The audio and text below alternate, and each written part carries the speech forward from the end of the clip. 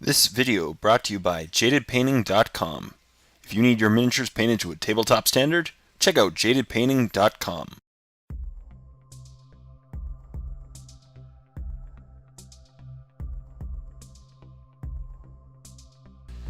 Hey everyone, welcome to part 3 of this Dark Potential painting tutorial. My name is Jay and I'll be showing you how to paint this winter or ice themed Petrov-Morales Corporation Director.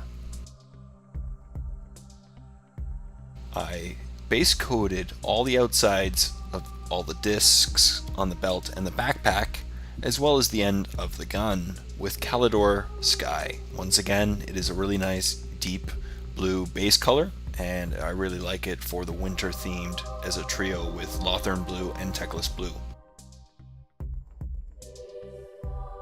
And as before, I diluted it with a 1-to-1 mix of CALEDOR Sky and paint thinner.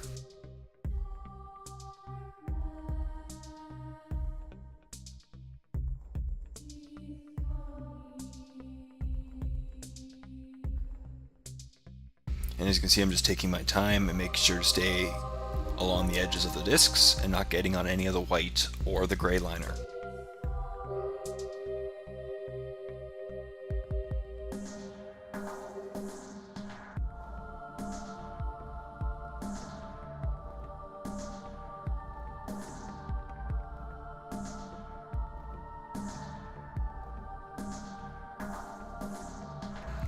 I also use CALEDOR Sky to paint the 3 lines, the vertical lines on the bottom of his jacket.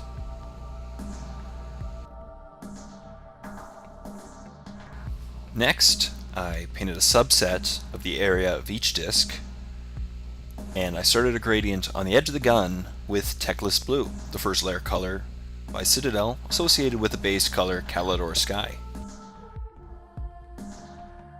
So as you can see, I'm not going as far down the edge of the gun as I did with CALEDOR Sky, and I'm only painting a small part of each disc.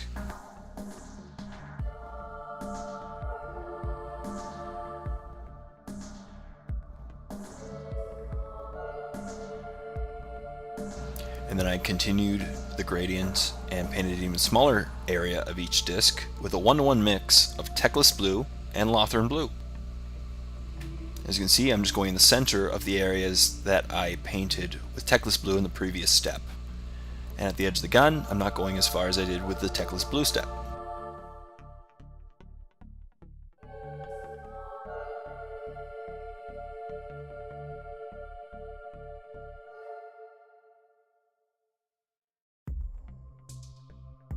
And then I continued these gradients with LOTHERN Blue.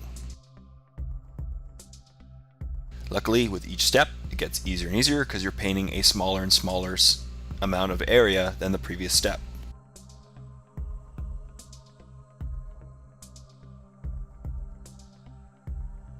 And finally, I did a 1-to-1 mix of LOTHERN Blue and white scars, producing a very light blue, in which I just painted the very tip of the gun.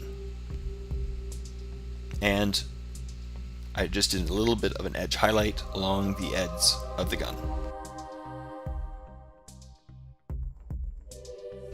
And next, to tie the gun gradient together and blend it really nicely, I gave the edge of the gun a GUILLIMAN blue glaze, which will also produce a little bit of a shiny appearance on the edge of the gun and tie these blues together.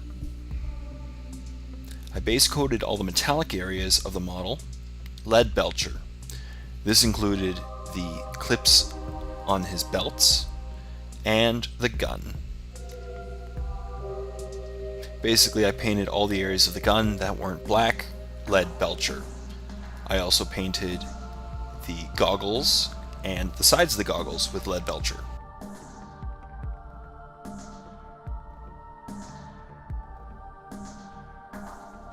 Luckily, lead belcher is a great base color and goes over the gray foundation with ease and gives great coverage with a single coat. I also use lead belcher on the center of the discs, making sure to not get on the ends because that is where we just painted the nice gradients of blue. So just focus on the very center of each disc.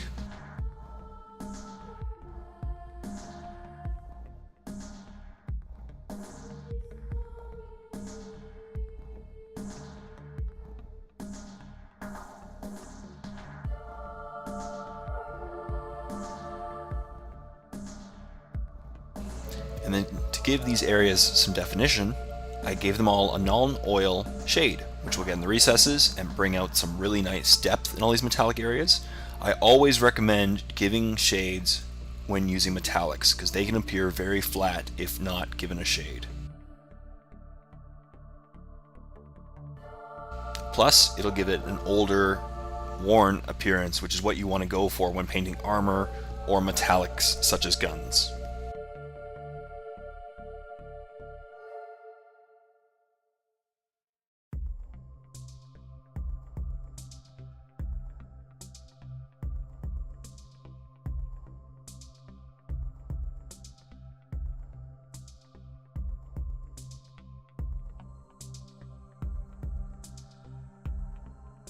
And for the discs, I tried to not put the heaviest amount of NULN oil in it, just to cover and get in the recesses. And when the shading was done, I gave an edge highlight to the gun and the center of the discs with Iron Breaker. I basically used an overbrush or dry brush technique on the gun, and using a very thin paintbrush, painted the very centers of each disc with Iron Breaker.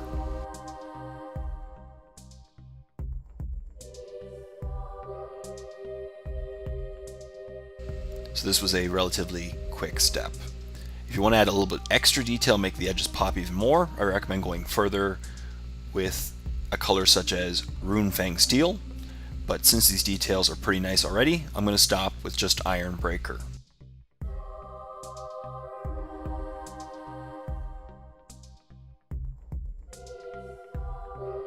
And then I began on all the red areas, which was just limited to the roping around his wrists and around the gun, as well as the shoelaces on the boots, with MEPHISTON Red. MEPHISTON Red is a nice dark base color and will pretty much go over any color with ease, so it's a great color to do at the very end.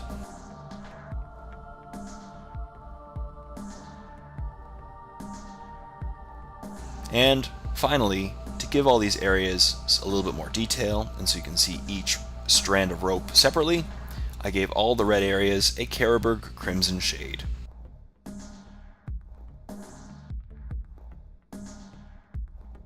This shade is particularly nice, and when given heavily, it'll actually appear almost black between the strands of rope. And that's it! You now know how I painted up this winter-themed director from the corporation. I really hope you enjoyed this Dark Potential painting tutorial. Please leave comments or questions in the comments section down below. Overall, I think it turned out really nicely. I added some nice snow to the base to give it a really winterish feel and some nice texture. Plus, it really goes with his jacket. So this is Jay. Till next time, saying happy painting, everyone.